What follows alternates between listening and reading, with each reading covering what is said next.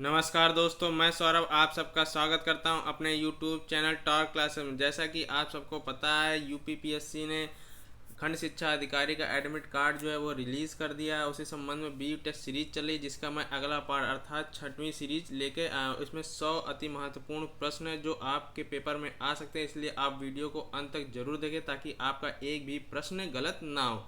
चलिए प्रश्नों की सीरीज शुरू करते हैं। पहला प्रश्न है, भारतीय संविधान के किस अनुच्छेद ने सर्वोच्च न्यायालय के आई कोयल्लू मामले के निर्णय में पूर्व न्यायिक समीक्षा में 9वीं अनुसूची में शामिल अधिनियमों और विनियमों का बचाया है? ए अनुच्छेद 31A, बी अनुच्छेद 31B, सी अनुच्छेद 31C या डी अनुच्छेद 31D। तो जो इसका सही आंसर है वह है बी अनुच्छेद 31B। चलिए अगला प्रश्न है, भारतीय संविधान का कौन सा अनुच्छेद संसद को सशस्त्र बलों, अर्धसैनिक बलों, पुलिस बलों, खुफिया एजेंसियों और सदस्य बलों के सदस्यों के मौलिक अधिकारों को निर्धारित या निराकृत करने का अधिकार देता है? अनुच्छेद 31, अनुच्छेद 33, अनुच्छेद 34। जो इसका सही आंसर वह है अनुच्छेद 33। अगला प्रश्न है, संविधान के अनुच्छेद 32 के तहत कौन सी निकाय किसी अन्य न्यायालय को याचिका जारी करने के लिए प्राधिकृत कर सकता है?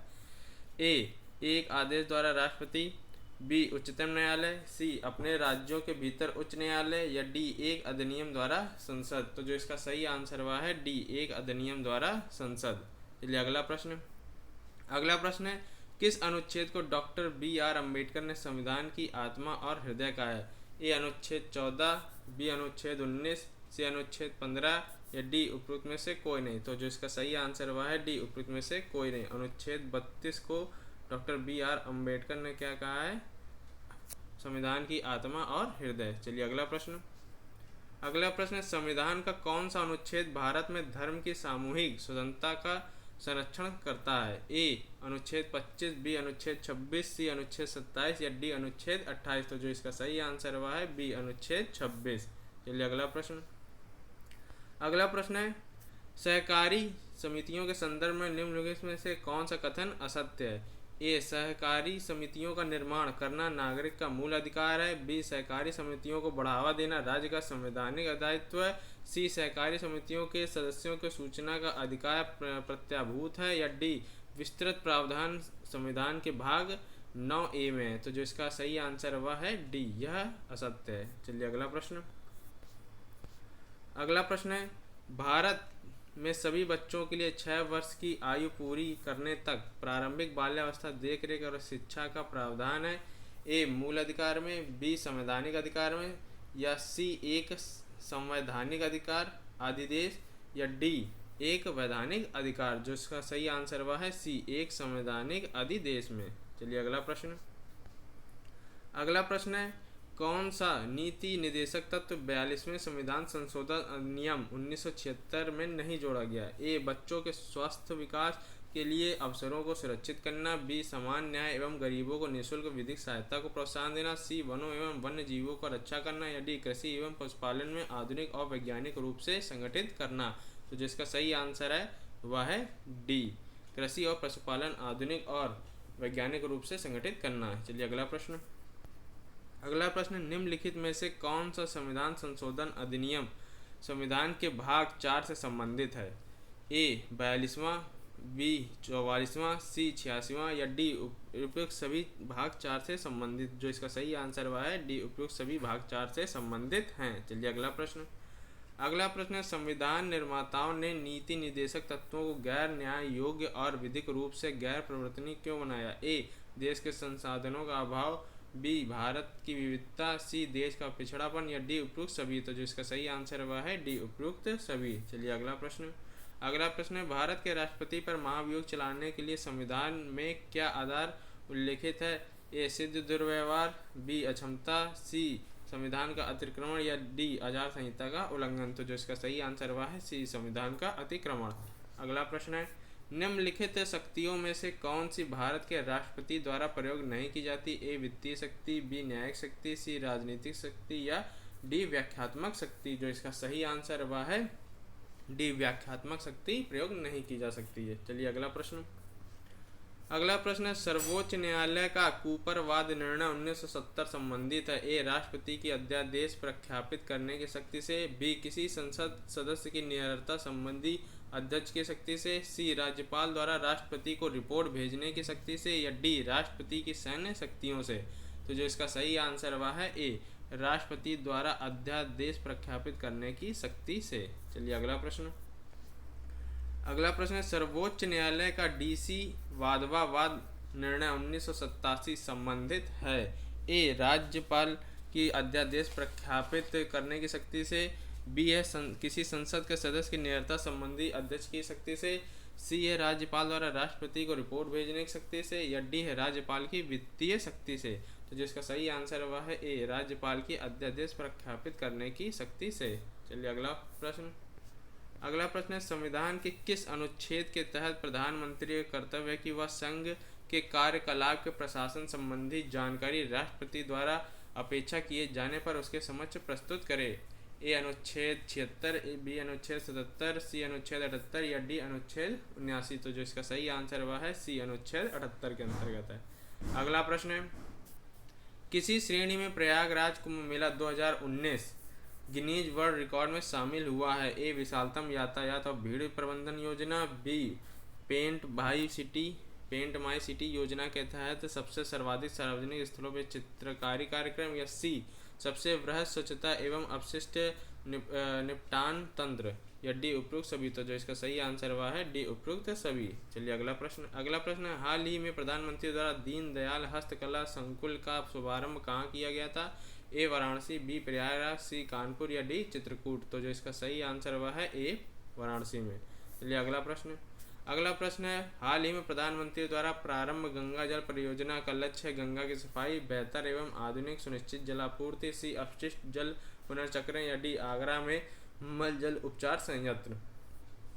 तो जो इसका सही आंसर हुआ है बी बेहतर एवं अधिक सुनिश्चित जलापूर्ति। चलिए अगला प्रश्न। अगला प्रश्न, उत्तर प्रदेश के किस स्टार्टअप को संयुक्त राष्ट्र द्वारा फूलों के कचरे की भारी मात्रा के पुनर्चक्रण द्वारा गंगा नदी की सफाई के कार्य हेतु पुरस्कृत किया गया है। ए हेल्प अस ग्रीन, बी पुष्पांजलि, सी हेल्प गंगा, या डी सेव गंगा। तो जो इसका सही आंसर हुआ है हेल्प अस ग्रीन। अगला प्रश्न है, सुपर कंप्यूटर परम शिवाय उत्तर प्रदेश में कहाँ अवस्थित किया गया है। ए MMMUT Gorakhpur, IIIT Kanpur, IIIT Prayagraj, या IITBHU। तो जिसका सही आंसर है वह है IITBHU में किया गया है। अगला प्रश्न है, किस अभयारण्य में भारतीय बैंगनी मूर मुर्गी या मूर हेन या बैंगनी दलदल मुर्गी जिसे स्वाम्प हेन आकर्षण का केंद्र बिंदु है। ए चंद्रप्रभा वन्यजीव अभयारण्य, बी है हस्तिनापुर वन्यजीव अभयारण्य, सी है बखीरा अभयारण्य, या डी कछुआ अभयारण्य। तो जो इसका सही आंसर हुआ है बखीरा अभयारण्य। चलिए अगला प्रश्न। अगला प्रश्न, पटना पक्षी विहार स्थित है। ए गोंडा जिले में, बी बांदा और चित्रकूट में, सी इटावा में, या डी मैनपुर में। तो जो इसका सही आंसर हुआ है सी इटावा में स्थित है। अगला प्रश्न, निम्नलिखित में से किसमें दीपक राग में तानसेन, मेघ राग में बैजवा और मालकोसा राग में गोपाल नायक को प्रशिक्षित किया। ए स्वामी रामदास, बी स्वामी हरिदास, सी स्वामी हरिनारायण दास, या डी स्वामी हरिदास। तो जो इसका सही ऑप्शन है वह है बी स्वामी हरिदास ने। अगला प्रश्न है, आगरा घराने के जनक कहे जाने वाले सुजान खान किसके दरबारी कवि थे। ए अकबर, बी वादिल अली शाह, सी शाहजहां, या डी हुसैन शाह। जो इसका सही आंसर वह है ए अकबर के थे। अगला प्रश्न है, अंग्रेजों द्वारा किए गए निम्नलिखित राजनीतिक समझौतों में से किसमें संतारित जनपदों के प्रावधान शामिल थे। ए आंग्ल मैसूर संधि 1799 से 1800, बी आंग्ल फ्रांसीसी संधि 1760, सी आंग्ल निजाम संधि, या डी आंग्ल अफगान संधि। तो जो इसका सही आंसर हुआ है आंग्ल निजाम सहायक संधि। चलिए अगला प्रश्न। अगला प्रश्न है, उसने ईस्ट इंडिया कंपनी को एक व्यापारिक कंपनी से एक साम्राज्यवादी शक्ति में तब्दील कर दिया। उपरोक्त कथन किसको संदर्भित है। A lord Wellesley, B lord Clive, C Warren Hasting, या डी लॉर्ड डलहौजी। तो जो इसका सही आंसर हुआ है ए लॉर्ड वेलेजली। चलिए अगला प्रश्न। अगला प्रश्न है, भारत पर रूसी खतरे को भांपने वाला पहला गवर्नर जनरल किसे माना जाता है? A Warren Hasting, B Wellesley, C William Bentinck या डी रॉबर्ट क्लाइव। तो जिसका सही आंसर वह है सी विलियम बेंटिक को माना जाता है।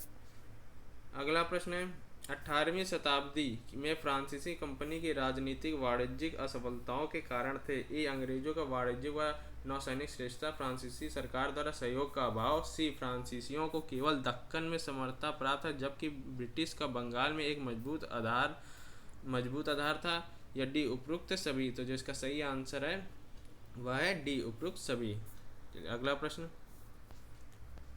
प्रश्न है संगम काल के दौरान पारी, कारी, ओरी, नल्लय, पेगन, अये, अदईमन नाम थे? एक छोटे सरदारों के, बी तांबे के सिक्कों के, सी अनाज फसलों के या डी गुलाम समुदायों के। तो जिसका सही आंसर वह है ए छोटे सरदारों के यह नाम थे। चलिए अगला प्रश्न है दक्षिण भारत के इतिहास में अवयार, नचेलियार और कक्कय पडिनियार नाम थे? एक संगम काल के कवित्रियों के, बी विजयनगर युग के दरबारी कवियों के, सी कृष्णदेव राय के उच्च अधिकारियों के या डी चेर वंश के राजाओं के। तो जो इसका सही आंसर वह है ए संगम काल के कवित्रियों के नाम थे। अगला प्रश्न है पंच सिद्धातिका का लेखक कौन था? ए ब्रह्मगुप्त, बी वारामिहिर, सी आर्यभट्ट या डी उपरोक्त में से कोई नहीं। तो जो इसका सही आंसर है वह है बी वारामिहिर था। अगला प्रश्न है शहर के बाजारों से संबंधित गुप्त सूचनाएं अलाउद्दीन खिलजी के समझ किसके द्वारा पहुंचाई जाती थी? ए सहना ए मंडी, बी नायब ए रियायत, सी मुहनियान या डी आरिज ए मुमा मिलिक। तो जो इसका सही आंसर है वह है मुनहियान द्वारा पहुंचाया जाता था। चलिए अगला प्रश्न दक्कन और सुदूर दक्षिण के किन राज्यों को मलिक काफूर, जिसे एक कार्य के लिए अलाउद्दीन खिलजी द्वारा भेजा गया था, पराजित किया गया था? ए देवगिरी के यादव, दो वारंगल के काकतीय, तीसरा है द्वार समुदाय का होयसल या चौथा है दुरै के पांड्या। तो जो इसका सही आंसर है वह है ए पहला, दूसरा, तीसरा और चौथा मतलब सभी। चलिए अगला प्रश्न निम्नलिखित में से किसने असहयोग आंदोलन के द्वारा अपनी वकालत छोड़ दी थी? टी प्रकाशम, बी जवाहरलाल नेहरू, सी सैफुद्दीन किचलू या डी उपरोक्त सभी। तो इन सभी ने अपनी जो थी वकालत छोड़ दी थी। अगला प्रश्न है मार्च 1857 में मंगल पांडे द्वारा मारे गए थे ह्यूगसन, बॉक, जॉन सैंडर्स या ए व बी दोनों। तो ह्यूगसन आप सबको पता है मारे गए थे, लेकिन साथ में बॉक भी मारा गया था। तो इसका जो आंसर वह कौन सा है? डी है, ए व बी दोनों। चलिए अगला प्रश्न है दी सिपाही म्यूनिटी एंड द लिब्रेरियन 1857 का लेखक था? A Karl Marx, B Syed Ahmad Khan, C R C. Majumdar या डी एस.एन. सेन। तो जो इसका सही आंसर है वह है सी आर.सी. मजूमदार थे। चलिए अगला प्रश्न है आधुनिक दिल्ली का वास्तुकार कौन था? A sir Herbert Baker, B sir Edwin Lutyen, C Shobha Singh या डी ए व बी दोनों। तो जिसका सही आंसर है वह है डी ए व बी दोनों थे। अगला प्रश्न है भारत के आधुनिक इतिहास के किस अवधि को दिल्ली पुनर्जागरण काल माना गया है? ए 1800 से 1830, बी 1830 से 1857, सी 1857 से 1880 या डी 1880 से 1900। तो जिसका सही आंसर है वह है बी 1830 से 1857 को माना गया। चलिए अगला प्रश्न है दिल्ली शहर के स्थापत्य के संदर्भ में लाहौर द्वारा पुनर्सुधार योजना किसके मस्तिष्क की उपस्थिति? A lord Hardinge, B lord Irving, C Herbert Baker या डी रॉबर्ट क्लार्क। तो जिसका सही आंसर वह है डी रॉबर्ट क्लार्क की थी। चलिए अगला प्रश्न है उत्तर वैदिक काल के ग्रंथों में भारत के 3 भौगोलिक भागों का उल्लेख मिलता है, निम्न में से किसका उल्लेख इसमें नहीं है? ए आर्यावर्त, बी मध्य देश, सी दक्षिणापथ या डी पूर्व पथ। तो इसमें जो जिसका उल्लेख नहीं है वह है डी पूर्व पथ। आर्यव्रत को इस समय जो कहा जाता है वो कहा जाता है उत्तर भारत कहा जाता है। मध्य देश को कहा जाता है केंद्रीय भारत तथा दक्षिणापथ को कहा जाता है दक्षिण भारत। चलिए अगला प्रश्न है भारत ने हाल ही में AH-64E हेलीकॉप्टर किस देश से प्राप्त किए थे? ए रूस, बी अमेरिका, सी जर्मनी या डी फ्रांस। तो जो इसका सही आंसर है वह है बी अमेरिका से प्राप्त किए थे। चलिए अगला प्रश्न। अगला प्रश्न है, लार का बनना, उल्टी तथा रक्तचाप जैसी अनैच्छिक क्रियाओं को किसके द्वारा नियंत्रित किया जाता है? ए मेरुदंड, बी हाइपोथैलेमस, सी मेंडुला या डी पॉन्स। तो जो इसका सही आंसर वह है सी मेंडुला द्वारा। अगला प्रश्न है, निम्नलिखित में से कौन सी प्रजनन संबंधी जीव से सुमेलित नहीं है? विखंडन फिशर अमीबा सुमेलित है, खंडन जो है प्लेरिनेरा, पुनर्भवन जो है साइपोरगाया या सभी डी सभी सुमेलित हैं। तो जो इसका सही आंसर है वह है ए विखंडन, जिसे फिशन बोलते हैं, वह अमीबा द्वारा है। बाकी जो खंडन फ्रैगमेंटस है वो किसके द्वारा होता है? वह होता है स्पाइरोगाया द्वारा, और जो पुनरुद्भवन जो होता है वो होता है प्लेनेनियर द्वारा। चलिए अगला प्रश्न। अगला प्रश्न है, अगले 5 वर्षों के लिए अंतःविषयक साइबर भौतिक प्रणालियों पर राष्ट्रीय मिशन NMICPS हेतु कुल कितना परिव्यय निर्धारित किया गया है? तो इसके द्वारा जो है 3660 करोड़ का परिव्यय घोषित किया गया है। चलिए अगला प्रश्न। अगला प्रश्न है, नवंबर 2019 की स्थिति के अनुसार भारत में राज्यों और केंद्र शासित प्रदेशों की संख्या है। तो अब राज्यों केंद्र शासित प्रदेशों की संख्या कितनी हो गई है? 28 राज्य हो गए हैं और 9 केंद्र शासित। तो जो इसका सही आंसर वह है डी। चलिए अगला प्रश्न। अगला प्रश्न है, निम्नलिखित में से कौन सा तथ्य मेकांग नदी के संदर्भ में असत्य है?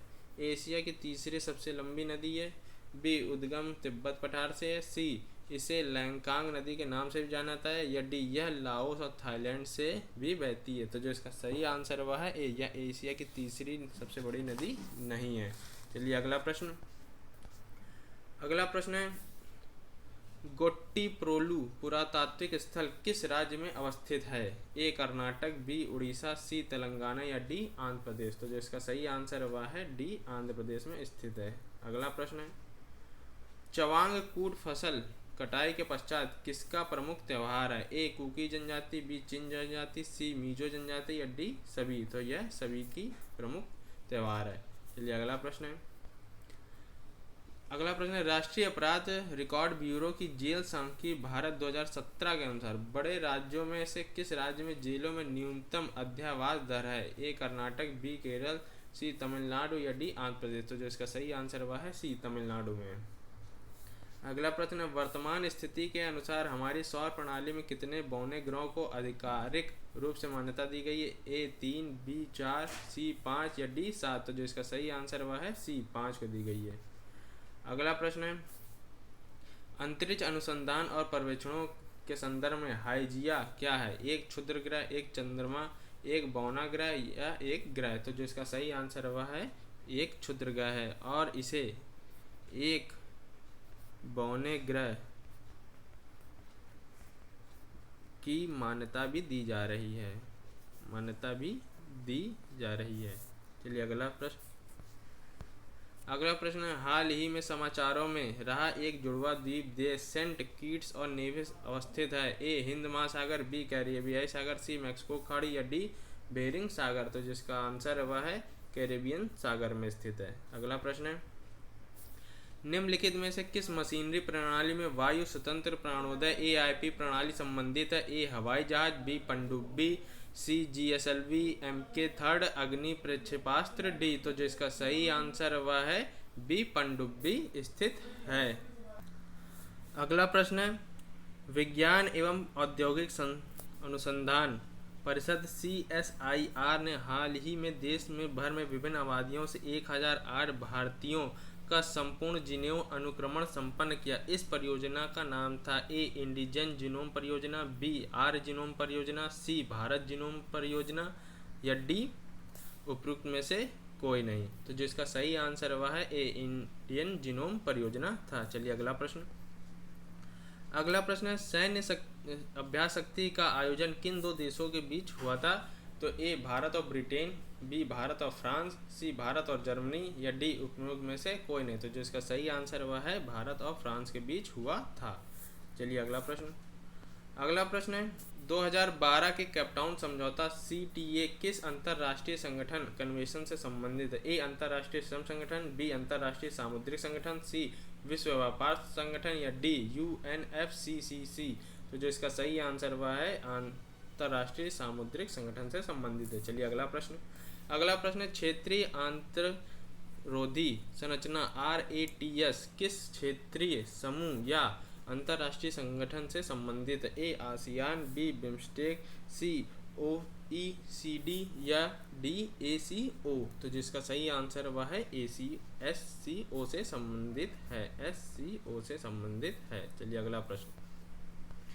अगला प्रश्न है भारत के किस भौगोलिक क्षेत्र में हुलाक गिबन देखा जा सकता है? ए उत्तर प्रदेश का तराई क्षेत्र, बी उत्तर पूर्वी भारत, सी उत्तराखंड का पहाड़ी क्षेत्र या डी नीलगिरी पहाड़ी। तो जिसका सही आंसर है वह है उत्तर पूर्वी भारत में देखा जा सकता है। चलिए अगला प्रश्न। अगला प्रश्न है भारत में पाए जाने वाले एशियाई शेरों के संरक्षण स्तर के साथ निम्नलिखित में से किसका संबंध नहीं है? ए वन्य जीव संरक्षण अधिनियम 1972 की अनुसूची पहला, साइट्स की सारणी 1, IUCN की लाल सूची में विलुप्त प्राय या डी उपरोक्त में से कोई नहीं। तो जिसका सही आंसर वह है डी उपरोक्त में से कोई नहीं। अगला प्रश्न है ओलिव रिडले सागर कछुए किस जल निकाय में व्यापक रूप से पाए जाते हैं? ए वूलर झील, बी कोलेरू झील, सी गहिरमाथा समुद्री अभयारण्य या डी भीतरकनिका मैग्रोवा। तो जो इसका सही आंसर वह है गहिरमाथा समुद्री अभयारण्य में ओलिव रिडले सागरी कछुए पाए जाते हैं। चलिए अगला प्रश्न है निम्नलिखित में उपकरणों में से कौन सा चंद्रयान 2 मिशन का भाग नहीं था? एक ऑर्बिटर, एक लैंडर, एक क्रू मॉड्यूल या एक रोवर। तो जो इसका सही आंसर वह है एक क्रू मॉड्यूल नहीं था। चलिए अगला प्रश्न। अगला प्रश्न है समानव अंतरिक्ष मिशन निम्नलिखित देशों में से किसके द्वारा अब तक प्रक्षेपित नहीं किया गया है? ए USA, बी जापान, सी रूस या डी चीन। तो जिसका सही आंसर वह है बी जापान द्वारा नहीं किया गया है। अगला प्रश्न।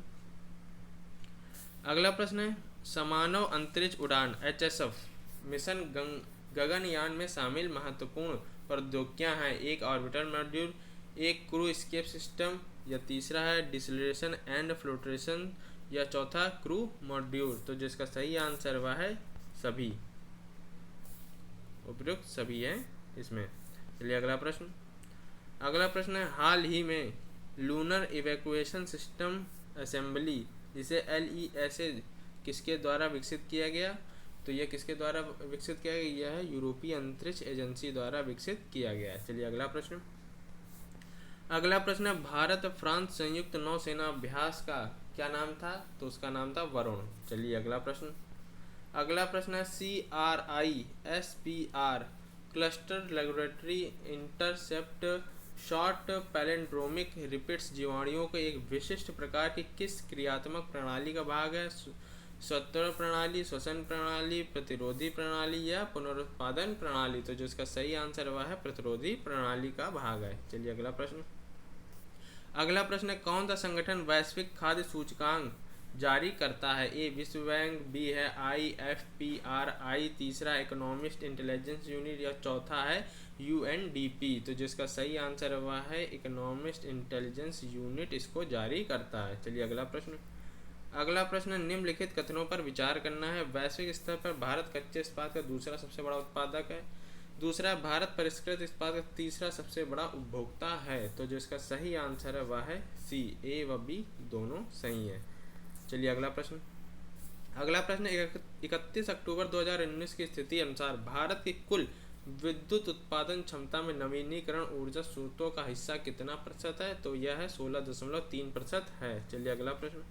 अगला प्रश्न नीति आयोग द्वारा जारी SDG इंडिया इंडेक्स 2018 में उत्तर प्रदेश की निम्नलिखित किस श्रेणी को रखा गया है? तो उत्तर प्रदेश की आकांक्षी SF श्रेणी को रखा गया है। चलिए अगला प्रश्न। अगला प्रश्न नवीनतम आवधिक श्रम बल सर्वेक्षण के अनुसार 17-18 में भारत में श्रम बल भागीदारी द्वारा 15 वर्ष एवं उससे अधिक आयु की जनसंख्या हेतु क्या थी? तो यह 49.8% थी। चलिए अगला प्रश्न।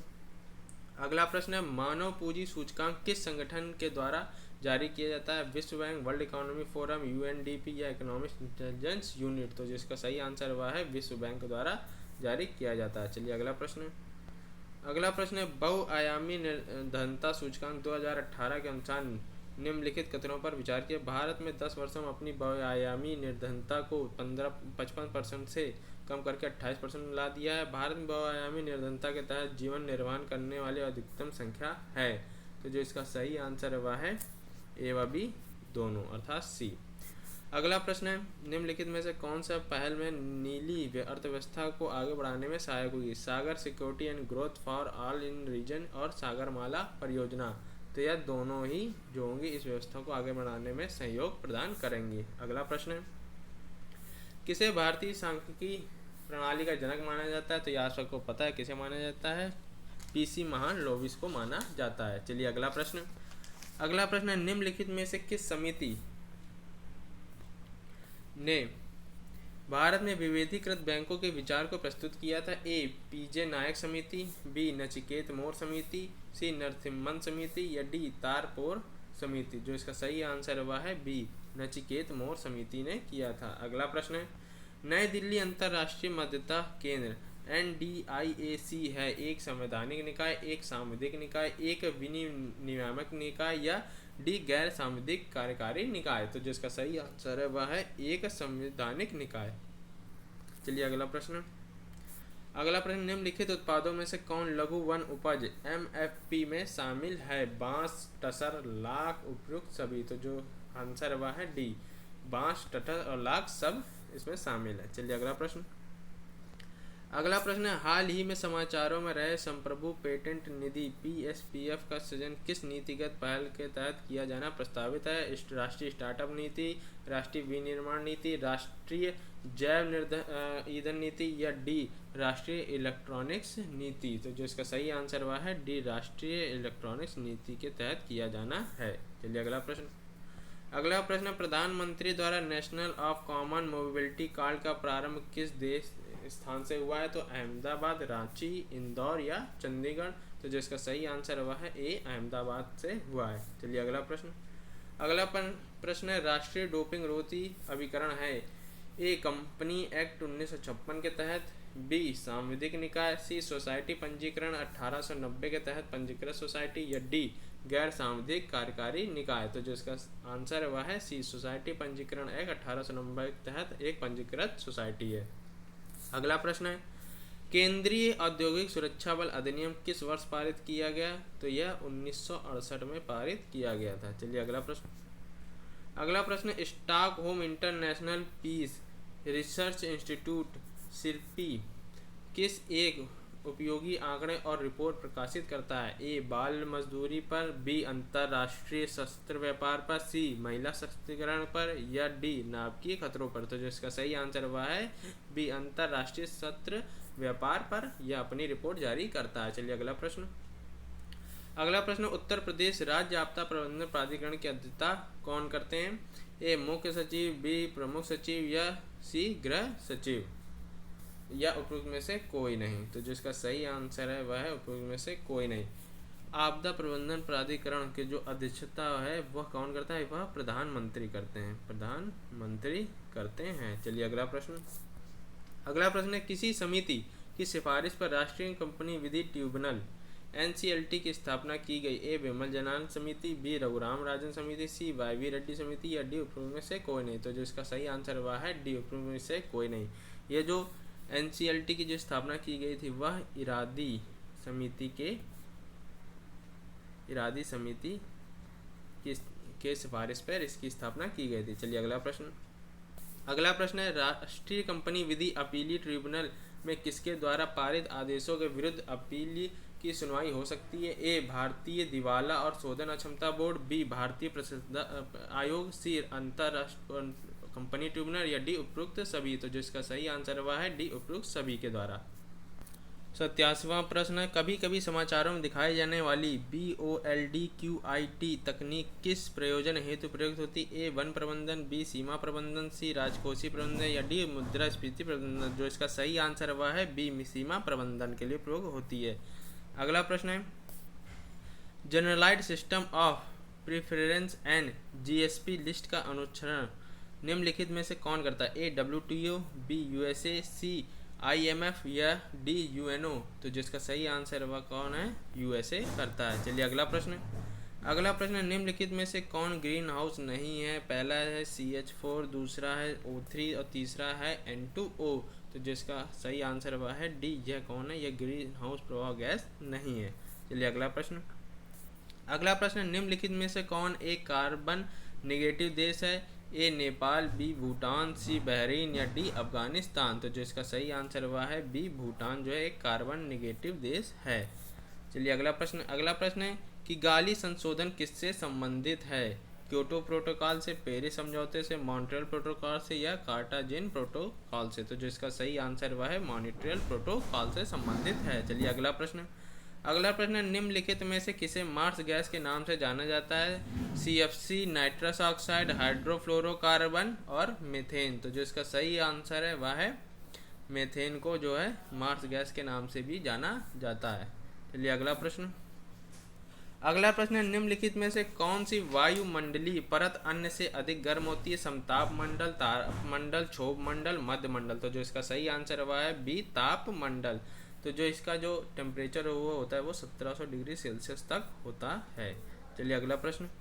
अगला प्रश्न है, निम्नलिखित में से कौन चैनल अपनी स्थिति अनुसार सुमेलित है? डंकन चैनल, दक्षिण अंडमान व लिटिल अंडमान के मध्य, दूसरा है 10 डिग्री चैनल अंडमान और निकोबार के मध्य। तो जिसका सही आंसर वह है सी, ए व बी दोनों।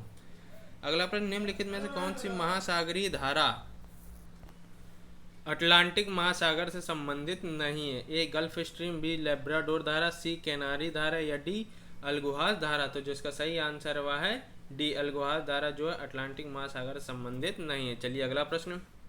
अगला प्रश्न है, यह अवक्षेपण युक्त बादल होते हैं, ये 20,000 फीट ऊंचाई से नीचे बनते हैं और भूतल के तुलनात्मक रूप से समीप होते हैं। निम्नलिखित बादल प्रकारों में उपयुक्त विवरण किसका है? कपासी वर्षा बादल, सी स्तरीय कपासी बादल, सी पछाव स्तरीय बादल या डी स्तरीय बादल। तो जो इसका सही आंसर हुआ है ए कपासी वर्षा बादल का। अगला प्रश्न है, यह अरब सागर के तट पर भारत तथा पाकिस्तान के मध्य विवादित जल क्षेत्र है। यह दोनों देशों के मध्य बॉम्बे सरकार प्रस्ताव 1914 के आधार पर 2 शाखाओं में बांट दिया गया था। ऊपर निम्नलिखित से किसका वर्णन किया जाता है? कच्छ की खाड़ी, खंबात की खाड़ी, सर क्रीक की खाड़ी या कोरी क्रीक। तो जिसका सही आंसर वह है सी, सर क्रीक। चलिए अगला प्रश्न। अगला प्रश्न, निम्नलिखित में से कौन भारत के प्रमुख तिलहन उत्पादक राज्यों में शामिल नहीं है? तो वह असम नहीं है। चलिए अगला प्रश्न।